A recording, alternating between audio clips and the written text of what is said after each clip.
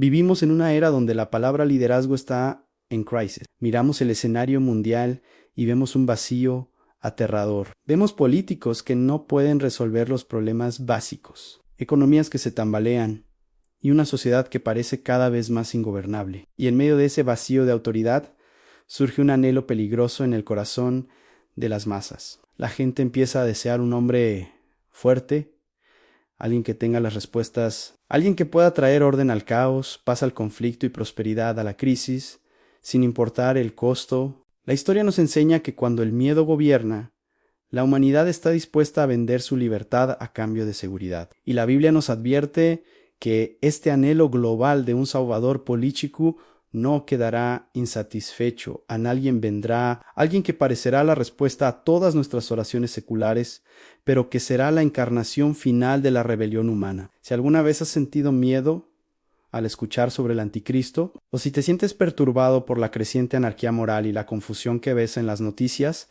el episodio 172 es tu antídoto contra el pánico. Bienvenidos a 777 veces en Jerusalén. Soy su anfitrión y continuamos nuestra serie sobre profecía bíblica. En el episodio anterior vimos el cronograma de Dios en Daniel 9a. Hoy vamos al Nuevo Testamento, a una pequeña iglesia en Grecia que estaba aterrorizada. Alguien les había enviado una carta falsa diciendo que el día del Señor ya había llegado y que ellos se habían quedado atrás. El apóstol Pablo les escribe 2 Tesalonicenses capítulo 2 para calmarlos, y al hacerlo nos regala la radiografía más precisa de la figura más oscura de la profecía y del poder invisible que hoy nos protege. Para entender este texto, primero debemos validar el miedo de los tesalonicenses. Ellos estaban sufriendo una persecución brutal, y cuando sufres, es fácil creer que el fin del mundo ya llegó. Es fácil pensar que Dios ha perdido el control y que el mal ha ganado. Pablo les escribe con ternura pastoral, pero con precisión quirúrgica para decirles: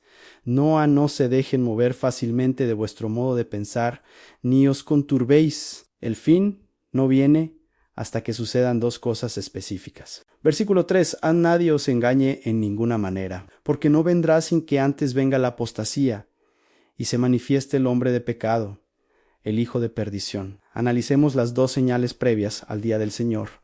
La tribulación N, la apostasía H, apostasía. La palabra significa una partida, una deserción, un alejamiento. La mayoría de los teólogos lo interpretan como una rebelión religiosa masiva un momento en la historia donde la fe verdadera será abandonada públicamente y la iglesia visible o el mundo rechazará la verdad de Dios para abrazar la mentira. Es el divorcio final entre la cultura y el Creador, la manifestación del hombre de pecado. Pablo usa 3 títulos para este personaje que Juan llamaría el anticristo: hombre de pecado antropos, tes hamartías, la encarnación de la maldad, un ser humano que vive sin ley, hijo de perdición, huius des apoleios. Este título solo se usa para 2 personas en la Biblia, Judas Iscariot y el anticristo. Ambos son traidores. Ambos parecen ser de los nuestros al principio, pero su destino es la destrucción. El iniqua nomos, el sin ley. En el versículo 4, Pablo nos da su perfil psicológico y espiritual. No lo describe como un monstruo con cuernos, sino como el ególatra supremo, el cual se opone y se levanta contra todo lo que se llama Dios o es objeto de culto, tanto que se sienta en el templo de Dios como Dios, haciéndose pasar por Dios. Aquí está la esencia del espíritu del anticristo. No es el ateísmo, es la autodeificación. Es el deseo original de la serpiente en Edén: en seréis como Dios. Este líder mundial no prohibirá la religión. Él será la religión, se sienta en el templo de Dios. Esto conecta con la profecía de Daniel 9 sobre la abominación desoladora. Habrá un templo reconstruido en Jerusalén, y este hombre entrará en el lugar santísimo no para adorar a Yahvé, sino para exigir ser adorado. Es la cumbre del humanismo, el hombre ocupando el lugar del Creador. Pero si este hombre es tan peligroso y el mundo está tan listo para recibirlo, ¿por qué no ha aparecido todavía que lo detiene. Aquí entramos en uno de los misterios más profundos de la providencia divina. Versículos 6 y 7 ahí. Y ahora vosotros sabéis lo que lo detiene, a fin de que a su debido tiempo se manifieste, porque ya está en acción el misterio de la iniquidad, solo que hay quien al presente lo detiene, hasta que él a su vez sea quitado de en medio. Pablo habla de una fuerza lo que lo detiene, neutro, y de una persona quien lo detiene, masculino. En teología, esto se llama el kerikon, el restrictor. ¿Quién es este restrictor? A lo largo de la historia se ha dicho que era el Imperio Romano, o la ley humana, o un ángel. Pero la única fuerza capaz de detener la maldad absoluta de Satanás es Dios mismo. La interpretación más consistente es que el restrictor es el Espíritu Santo morando en la iglesia. Ann piensa en esto. La iglesia es la sal de la tierra.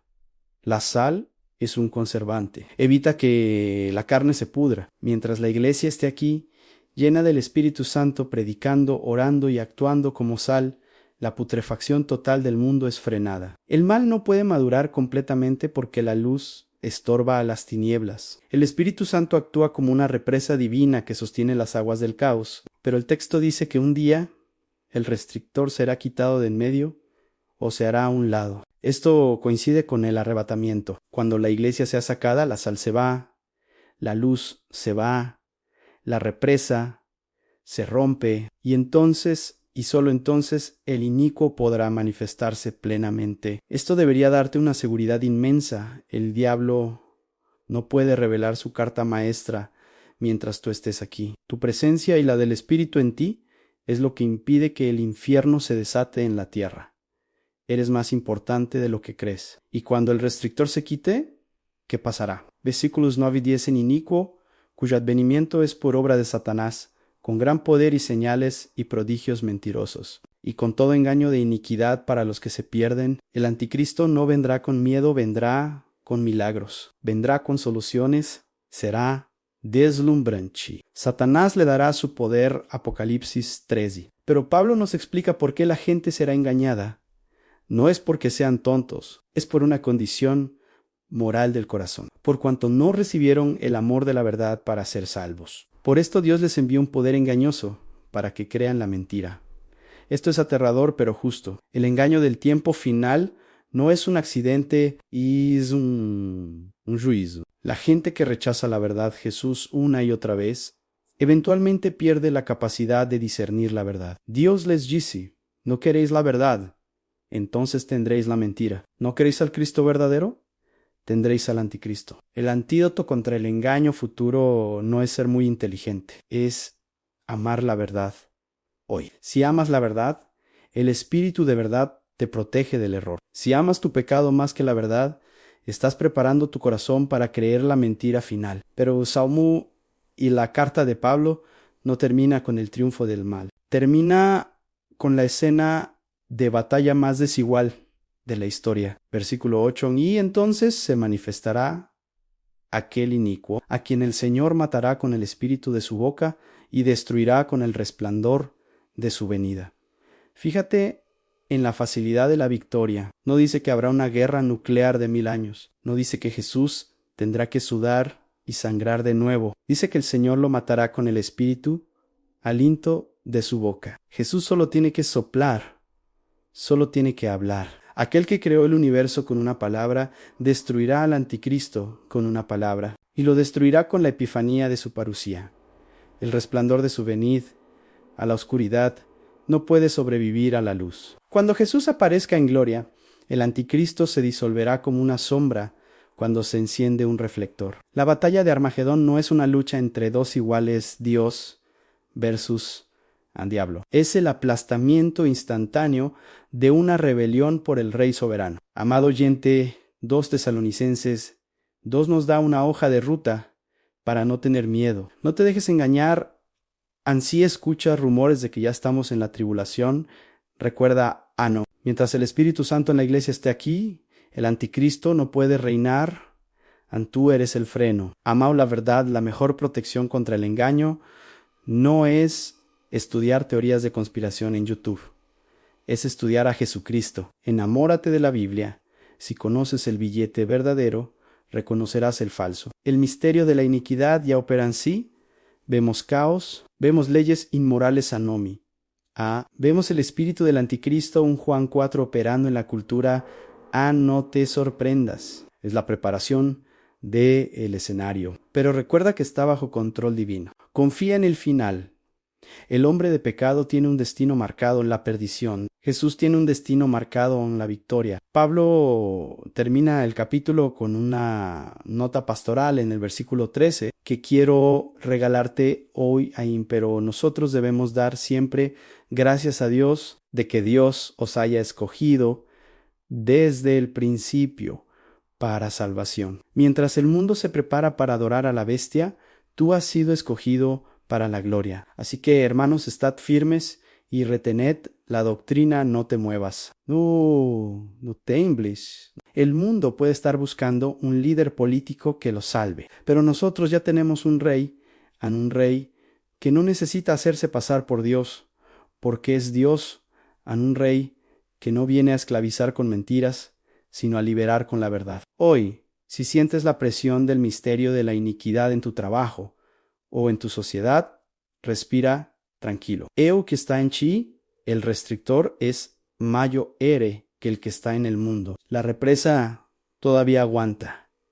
Y cuando se rompa, tú ya no estarás aquí para ahogarte. Estarás con el Señor, regresando en las nubes para ver cómo su aliento derrota la oscuridad. Gracias por acompañarnos en este estudio profético en 777 veces en Jerusalén. En nuestro próximo episodio entraremos en el corazón de la gran tribulación desde la perspectiva de Israel y el remanente, explorando los 144,000 y los 2 testigos en el episodio 173, que el Señor Jesucristo mismo y Dios nuestro Padre consuele vuestros corazones y os confirme en toda buena palabra y obra. Hasta la próxima.